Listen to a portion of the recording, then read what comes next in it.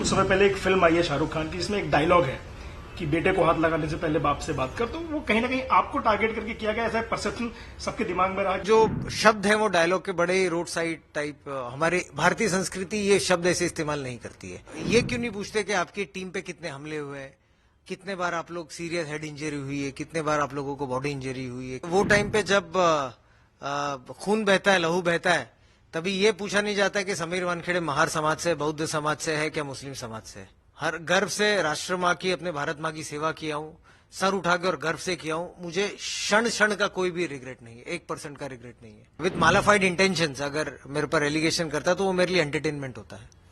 That is an entertainment for me. वो time पे तो काफी आरोप लगे थे मेरे ऊपर। क्या हुआ उस आरोपों का? मीडिया फ्रंट पे चलाती थी, Sameer Wankhede doesn't have a caste certificate, he doesn't belong to this cast.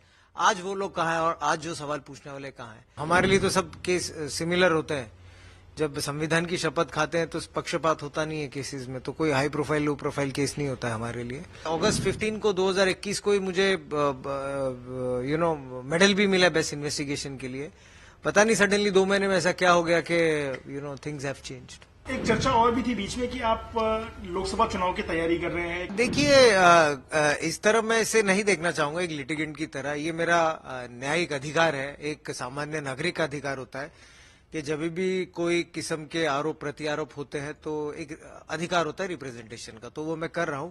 और रही बात एज एन अधिकारी की, अभी भी कार्यरत हूं और जब भी मुंबई आता हूं तो ऑफिशियल छुट्टियों पे आता हूं और अपने आप को न्यायालय के सामने रिप्रेजेंट करने की कोशिश करता हूं। लेकिन जाहिर सी बात है, ठीक है, थोड़ा इश्यू होता है कि यही वक्त में जो देश के जो विरुद्ध लोग जो काम कर रहे हैं, ड्रग के खिलाफ काम कर रहे हैं, और अच्छी तरह ये 2 साल यूज कर पाता मैं। लेकिन एनसीबी का जो वो दौर था, जिस दौर में आप यहाँ पे जोनल डायरेक्टर थे, और एक आज का दौर है, न तो मीडिया में ज्यादा लाइमलाइट है और न ही उस दिन ज्यादा रेड्स और उस तरह की कार्रवाई एनसीबी की तरफ से हुई। तो चेंज कहाँ आया है? किस अप्रोच में आप देख रहे चेंज आ गई? कार्रवाई अचानक से आपकी तरफ कम क्यों हुई, आपको क्या लगता है? देखिए, वो उस पर कोई मैं टिप्पणी, कोई भी व्यक्ति या कोई जो काम कर रहा है उसके बारे में टिप्पणी नहीं करूंगा। लेकिन जब हमारा ध्येय था कि मुंबई महाराष्ट्र को नशा मुक्त करने का, तो उसी लगभग 1 या 1.5 साल में काफी केसेस हुए। आप प्रमाण भी जानते, काफी क्वांटिटी भी सीज हुई थी, लोगों को भी काफी लीगल कार्रवाई की गई थी। तो पहले जब एनसीबी में कार्यरत था तभी भी नशा मुक्त का एक ध्येय था, तो एनफोर्समेंट का रूप में हम लोग उसे क्लीन करते थे। अभी भी एक वही ध्येय है नशा मुक्त का, लेकिन अभी एनफोर्समेंट नहीं, अवेयरनेस के पार्ट में गांव-गांव और जिले-जिले में जाके एवरी सैटरडे संडे नशा मुक्त करने की कोशिश करता हूँ। 2020 और उसके आसपास का जो दौर था, 2-3-4 साल का, उस दौरान एनसीबी और एएनसी दोनों पे ये आरोप लगता था कि ज्यादा कार्रवाइयां नहीं हो रही। लेकिन जब एनसीबी की कार्रवाई बढ़ी तो एएनसी की कार्रवाई भी बहुत बढ़ गई। आजकल एनसीबी थोड़ी शांत लग रही है, एएनसी की कार्रवाई लगातार चली रही है। कभी पुणे में कुछ 1000 किलो ड्रग्स मिल रहे हैं, कभी अहमदनगर में कोई बड़ा कार्टेल बस्ट किया जा रहा है। तो एएनसी अपना काम कर रही है, एनसीबी का काम रुका है, क्या लगता है आपको? क्या कार्टेल तो चल ही रहा है? देखिए, वो कोई भी एजेंसी करे, मेरे को उस पर कुछ टिप्पणी नहीं करनी है। लेकिन जो कोई भी एजेंसी काम कर रही है, जैसा आपने अभी एएनसी के बारे में कहा, ये भी राष्ट्रीय सेवा और हमारे भारत को नशा मुक्त करने की कोशिश कर रही है। और महाराष्ट्र, मुंबई, पुणे आप देखेंगे तो बड़े बड़े सीजर्स हो रहे हैं। तो ये देश के हित में, बच्चों के हित में और हमारे सबके हित में अच्छा काम हो रहा है। आपने जब एनसीबी में काम किया तो वो जो दौर था वो काफी विवादास्पद दौर रहा, आरोप काफी लगे, खासकर पॉलिटिकल फिगर्स जो थे ना, चाहे उस समय का सत्ता पक्ष रहा हो, जिसमें मंत्री नवाब मलिक साहब की सीधी लड़ाई भी हुई, एक आधा बार कहा सुनी भी हुई पत्रकार परिषद के माध्यम से। तो वो जो दौर था, उस दौर में आपके जो आरोप लगते थे, आज आप उन आरोपों को किस तरीके से देखते हैं? देखिए, जो केस के संदर्भ में तो बात नहीं करूंगा, जो न्यायालयिक है, लेकिन बहुत ही घटिया प्रकार के आरोप भी होते थे। जैसा कि एक व्यक्ति है, उसकी कास्ट क्या है, उसकी जात क्या है, उसके माता कौन है, उसके पिता, बहुत घटिया किस्म के आरोप लगते थे। तो यही मैं देश की जनता और मीडिया को यही बताना चाहता हूँ टाइम पे, कि वो टाइम पे तो काफी आरोप लगे थे मेरे ऊपर। क्या हुआ उस आरोपों का? 1 साल के बाद में कास्ट स्क्रूटिनी कमेटी, हमारे जो माननीय, जो स्टेट गवर्नमेंट है हमारी माननीय, उसकी तरफ से जो सच्चाई 1 साल के बाद आई। लेकिन उस 1 साल में तो काफी आरोप लगना और ये सब प्रताड़ना वगैरह, ये सब काफी चीज हुई। तो आज आरोप के हुए क्या वो चीज के? मीडिया फ्रंट पे चलाती थी Sameer Wankhede doesn't have a caste certificate, he doesn't belong to this caste. आज वो लोग कहाँ हैं और आज जो सवाल पूछने वाले कहाँ हैं? तो जाहिर सी बात है कि घटिया प्रकार के, गंदे प्रकार के आरोप लगे, उससे निवारण भी हुआ। लेकिन उससे मुझे लगता है कि मेरा जो पॉजिटिव टाइम था और जो क्रिएटिव एक टाइम था कि देश की सेवा में और एक साल कर सकूं मैं, तो वो चीज वेस्ट हुई मेरी। कास्ट डिस्क्रिमिनेशन का आरोप तो आपने डिपार्टमेंट के ऑफिसर्स पे भी लगाया, जिन्होंने आपसे सवाल जवाब किए थे आरोप लगने के बाद। तो उनका जो कास्ट डिस्क्रिमिनेशन था वो और जो पॉलिटिकल डिस्क्रिमिनेशन किया गया कास्ट के आधार पर, उसको आप किस तरह? देखिए रंजीत जी, कास्ट तो मैंने कभी आज तक मेरी 18 साल की सर्विस में मैंने तो कभी लाया नहीं था। 2021 के पहले किसको पता भी नहीं था कि कौन है, क्या अधिकारी है। जो कोई भी थोड़े बहुत लोग जानते थे सिर्फ के एक अच्छा अधिकारी जो राष्ट्रीय सेवा करते, यही थोड़े बहुत लोग जानते थे। कास्ट तो कुछ लोगों ने बीच में लेके आई है।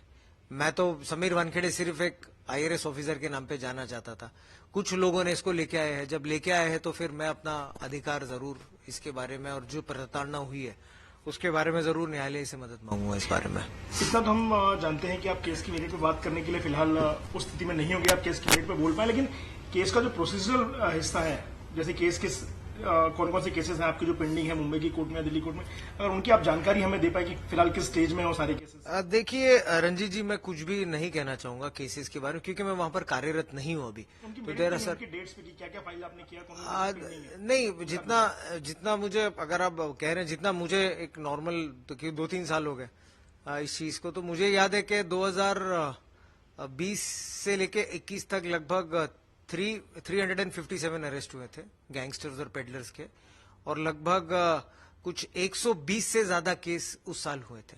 वो याद है मुझे। इतने ऊपर नीचे हो सकता है थोड़ा बहुत माइनर, लेकिन दिस इज द फिगर्स। आपने जो कार्रवाई की एनसीबी उसकी बात नहीं कर रहा हूँ। आपको जब यहाँ से ट्रांसफर किया गया, आपको जब यहाँ से हटाया गया एनसीबी से, उसके बाद आपकी तरफ से और आपके ऊपर जो लिटिगेशंस हैं डिपार्टमेंट के लिए इंटरव्यू, उनका स्टेटस फिलहाल क्या है, कहाँ लिटिगेशंस हैं दिल्ली? हाँ, लगभग ये कुछ माननीय मुंबई हाईकोर्ट में है। यहाँ पर 2 या 3 केसेस हैं, और माननीय दिल्ली हाईकोर्ट में भी कुछ केसेस पेंडिंग है, पटियाला कोर्ट में भी कुछ पेंडिंग है। तो लगभग फिर माननीय कैट के सामने भी पेंडिंग है। अराउंड 7 to 8 केसेस हैं मेरे साइड से भी और सामने के भी साइड से।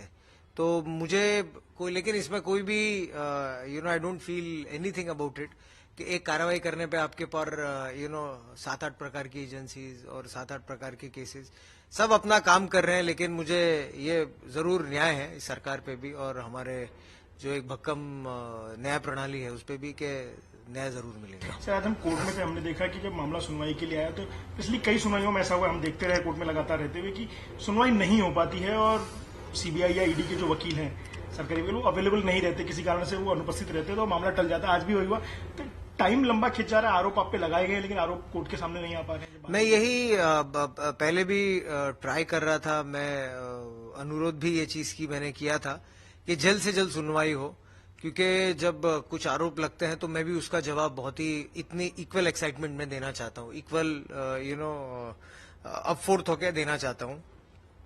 कभी कभी डिले होता है तो निराशा भी जरूर होती है, लेकिन ये प्रक्रिया होती है, और फाइनली जैसा मैंने आपसे कहा है कि बहुत ही भारत की हमारे बहुत ही स्ट्रांग न्याय प्रणाली है, तो न्याय मिलेगा। थोड़ी देरी होगी लेकिन जरूर मिलेगा।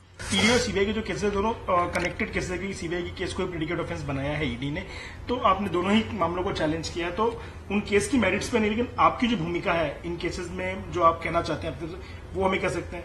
केस की मेरिट्स पे बात नहीं करें तो भी चलेगा। देखिए, केस के बारे में मैं कुछ भी नहीं कहना चाहूंगा, लेकिन वो एजेंसी अपनी काम कर रही है। जो उनको जो लिख के भेज देते हैं, एनीथिंग इन राइटिंग देते, तो उनको वो भी वेरीफाई करना पड़ता है। तो मेरी शुभकामनाएं उनके साथ में, वो अपना काम करें, मैं मेरा काम करूंगा। एक चीज आपसे हम और जानना चाहेंगे कि आप चूंकि इस तरह के कई सारे केसेस हैं जिनकी समस्या में तारीख पड़ती है, कभी हफ्ते भर बाद, कभी 2 हफ्ते बाद, तो आप एक सर्विंग ऑफिसर है, तो कभी दिल्ली की कोर्ट, कभी मुंबई की कोर्ट, छुट्टी लेके आपको आना पड़ता है। बिल्कुल। तो अगर ये केसेस जल्दी निपटेंगे तो शायद सरकार का भी फायदा हो कि सरकारी अधिकारी को बार बार छुट्टी नहीं लेनी पड़ेगी। बिल्कुल, ये बात सही है कि थोड़ा जो छुट्टियां लेनी पड़ रही है और राष्ट्र की सेवा में ज्यादा समय मेरा जाएगा इसमें, तो ये जरूर है कि थोड़ी दिक्कत होती है छुट्टियों के लिए भी, और समय भी इस चीज में जाता है। और विशेषता आपको जब ये लगता है कि जब आप निर्दोष होते हैं और उसके बावजूद भी आपको करना पड़ता है। बट नॉनदलेस जितना भी देरी हो न्याय जरूर मिलेगा, आशंका है मुझे। बिल्कुल आशंका नहीं है कि न्याय नहीं मिलेगा, मुझे पूर्ण विश्वास है।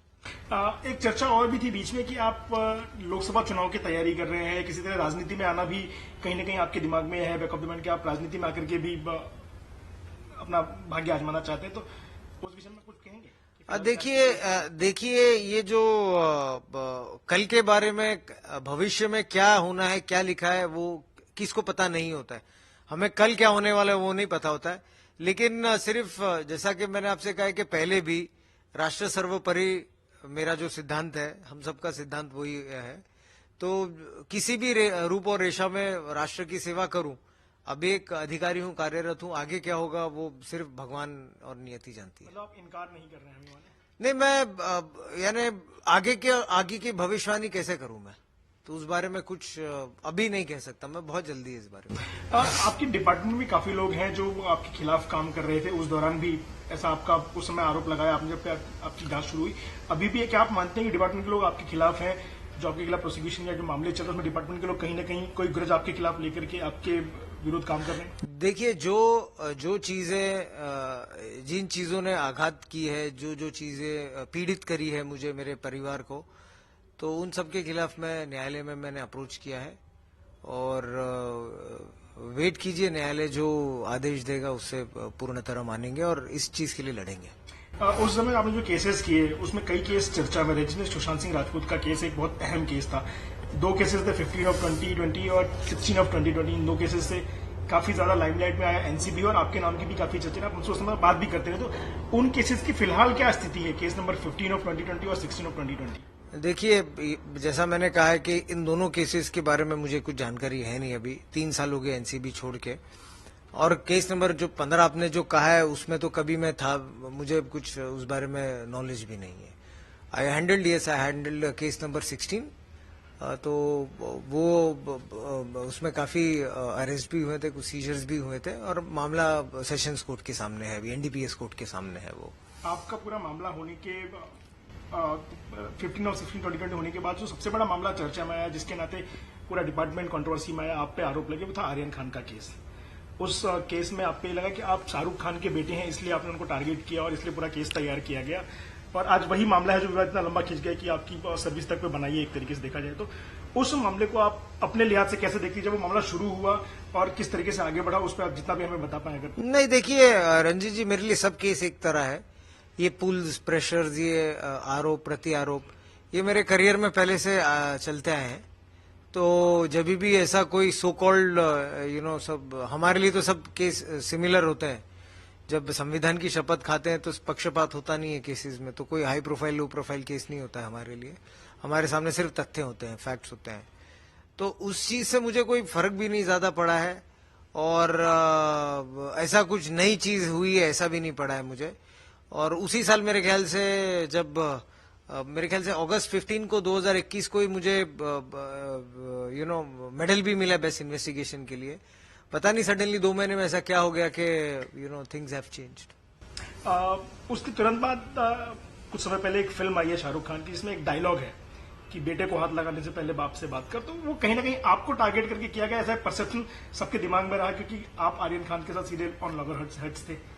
देखिए, मैं किसके साथ लॉगर हर्ट्स, कभी मैं मेरी सिर्फ ड्यूटी कर रहा हूं, पहली बात तो मेरा कोई ऐसा पर्सनल या ऐसा कोई किससे कुछ भी वो जो कोई एक बंदा होता है जिसके ऊपर आप एक्शन लेते हो, और बाकी के वैसे बहुत जनों पे कानूनी कार्रवाई करते हैं अधिकारी, तो ऐसा कोई पर्सनल किसके साथ में नहीं है।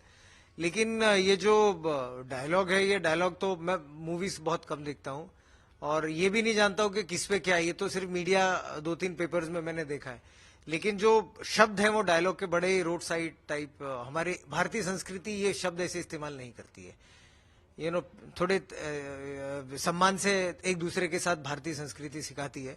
तो डायलॉग थोड़ा मुझे बहुत ही घटिया प्रकार का रोड साइड लगता है। डिपार्टमेंट में जब कंट्रोवर्सीज खड़ी हुई, कुछ ऑफिसर्स को टर्मिनेट किया गया, कुछ को सस्पेंड किया गया, कुछ की गिरफ्तारी तक भी बात आ गई थी, तो जो ऑफिसर्स थे वो हमेशा ये क्लेम करते रहे कि वो राइट थे, अपनी जगह सही थे, ऊपर के जो लोग थे, अधिकारी लोग, उनके आदेश पे काम कर रहे थे, फिर भी जब उन पे बंद किया आई तो डिपार्टमेंट ने साथ नहीं दिया।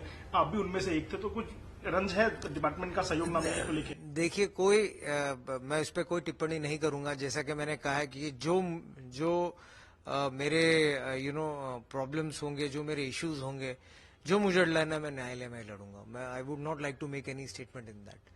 और ये सब मामले न्यायालय के सामने अभी समाधीन है, और उसमें वी एक्सपेक्ट के we get some decision in that and justice in that.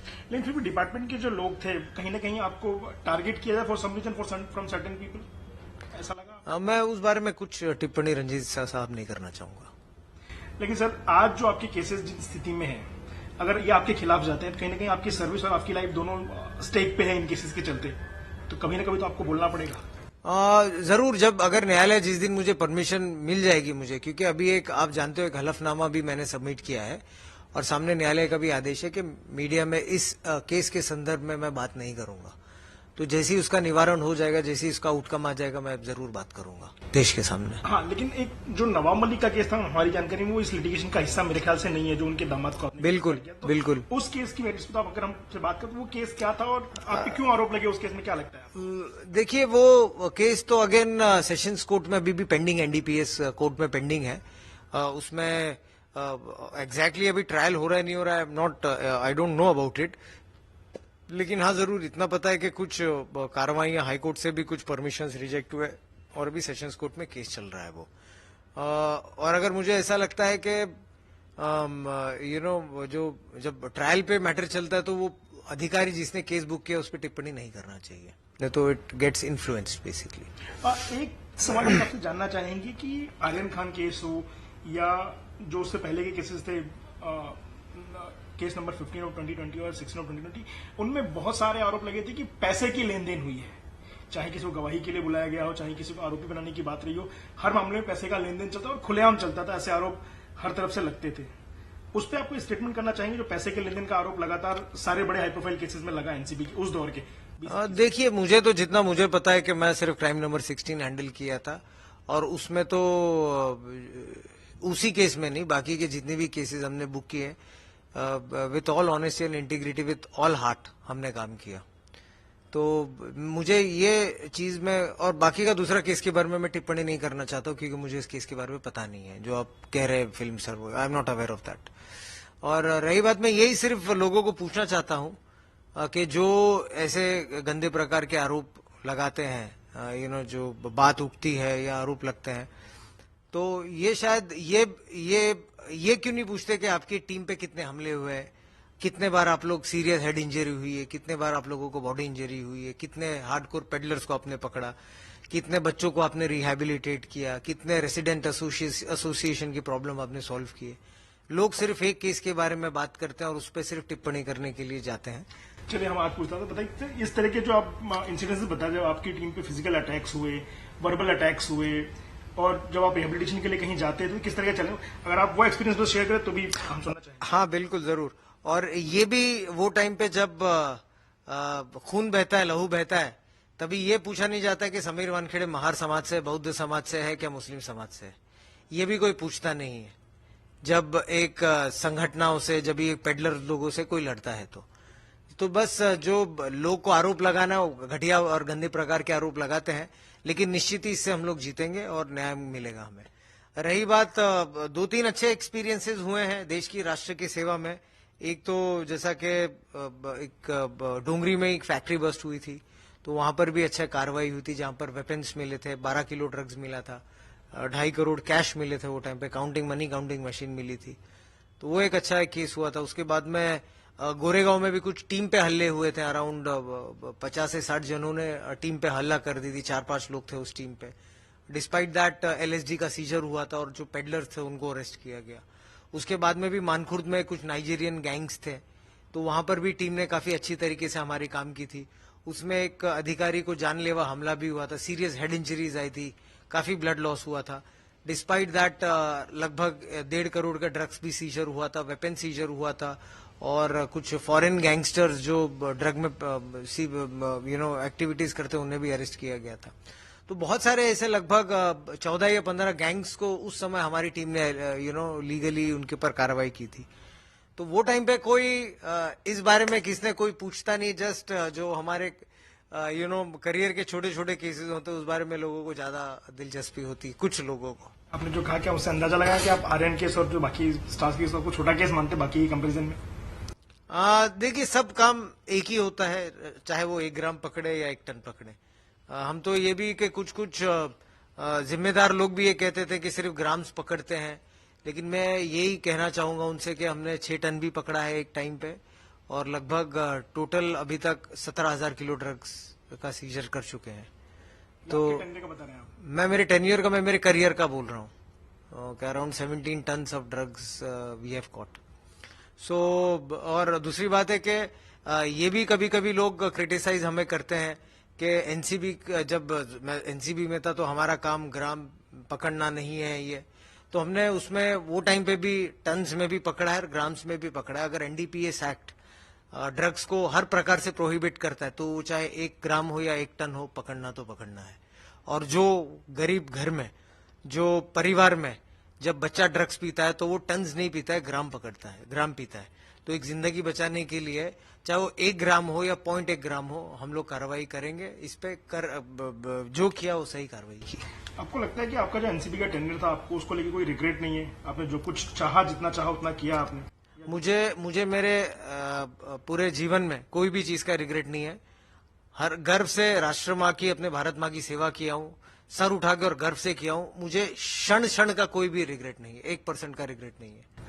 आपसे काफी कुछ जाना है, आप चूंकि हर किसी को कह रहे हैं कि केस के मेरिट्स में शामिल है तो आप उस पर बात नहीं कर रहे हैं, लेकिन आप पे जो एलिगेशंस हुए हैं, पॉलिटिशियंस ने किए हैं, फिल्म स्टार्स ने किए हैं, कुछ सोशलाइट्स लोगों ने भी किए जो सोसाइटी में बड़े नाम रखते हैं, पेस्ट्री के लोग, उनका जो एलिगेशन था आप उसको पर्सनल देखते थे या इन जनरल कवर देखते थे? वो मैं नहीं, वो एलिगेशंस मुझे देखिए, मैं एक सरकारी अधिकारी हूँ, तो लोगों का दायित्व बनता है प्रश्न उठाने के लिए, तो मैं उसका अच्छी तरीके से जवाब भी दे चुका हूँ। रिगार्डिंग बाकी के भी जो मेजर एलिगेशन, सबका जवाब दे चुका हूँ। ऐसा नहीं है कि कोई जवाब नहीं दे चुका हूँ, लेकिन जब कोई विथ मालाफाइड इंटेंशंस अगर मेरे पर एलिगेशन करता है तो वो मेरे लिए एंटरटेनमेंट होता है। That is an entertainment for me, और मैं उसे एंटरटेनमेंट की तरह ही देखता हूँ। अब यहां से आपका प्लान ऑफ एक्शन क्या होगा? तमाम सारे लीगल केसेस हैं आपके पास, सरकारी नौकरी में आप हैं, आपकी वो जिम्मेदारी भी है, फैमिली भी आपके साथ है, और आपकी फ्यूचर एस्पिरेशंस भी हैं, एम्बिशंस भी होंगी, तो कैसे मैनेज करेंगे चीजों को यहाँ से आपका? देखिए, पहले क्या था कि अपने भारत माँ के लिए लड़ रहा था, राष्ट्र के लिए लड़ रहा था। अभी जो आदमी राष्ट्र के लिए लड़ सकता है वो अपने लिए भी बखूबी तौर पे लड़ सकता है। तो मैं अभी अपने लिए लड़ रहा हूँ, अपने समाज के लिए लड़ रहा हूँ, अपने परिवार के लिए लड़ रहा हूँ और अपने सम्मान के लिए लड़ रहा हूँ। तो जो राष्ट्र के लिए लड़ सकता है तो ये चीजों के लिए भी लड़ सकता है और बखूबी लड़ सकता है। आप हर चीज पे बोलना टाल रहे हैं, लेकिन एक चीज पे तो आपको बोलना पड़ेगा कि जो रिश्वतखोरी के आरोप बार बार लगे आपकी टीम पे, कि जो पैसे लिए गए आप पे लगे कि आपने लिए, केस मेरिट्स पे मैं मानता हूं आप उसको कोर्ट में ही बोलेंगे आप, लेकिन फिर जो आरोप लगे, एक स्टेटमेंट तो आपको करना पड़ेगा कि आखिर उन आरोपों में। पिछले 18 साल में एक भी आरोप नहीं लगे, सिर्फ एक केस में आरोप लगे मेरे ऊपर। पिछले 18 साल से सर्विस में कार्यरत हूं मैं, और आरोप लगे, ठीक है, आरोप जब लगे हैं तो जवाब देंगे, डट के इसका मुकाबला करेंगे आरोप का। High court, Delhi high court, Bombay high court और बाकी कोर्ट में जो केसेस हैं, आप कब तक उम्मीद करते हैं कि केसेस खत्म होने चाहिए? आपको लगता है कि मेरी तो ये, रंजीत जी, मेरी तो ये आकांक्षा है कि जल्द से जल्द ये इस चीज का निवारण हो और जल्द से जल्द मैं अपने भारत माँ की सेवा करूं। क्या आप उन केसेस खत्म होने हमसे डिटेल में बात करेंगे, मेरिट्स पे बात करेंगे? तो आप बिल्कुल, अगर जैसी केस का निवारण हो, मैं आपसे यही एक I would give a promise you कि यही जगह पे, इसी घर में, यहाँ पर ही आपसे फिर से रूबरू बात करेंगे with details. If things goes against you, then also. Then also.